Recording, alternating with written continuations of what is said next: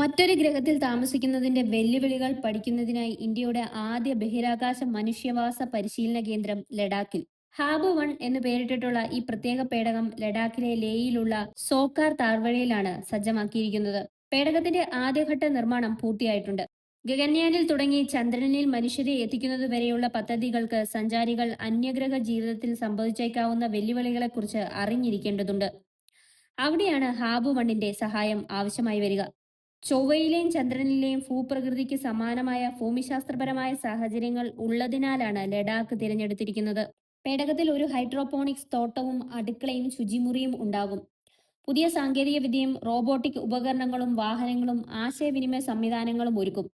ഊർജ ഉൽപാദനവും സംഭരണവും തുടങ്ങിയ അടിസ്ഥാന സൗകര്യങ്ങളും ഉണ്ടാവും. ഹാബ് 1 പരീക്ഷണങ്ങളിൽ ഒറ്റപ്പെട്ടു ജീവിക്കുമ്പോഴുള്ള മനുഷ്യരുടെ ആരോഗ്യവും പരിശോധിക്കപ്പെടും.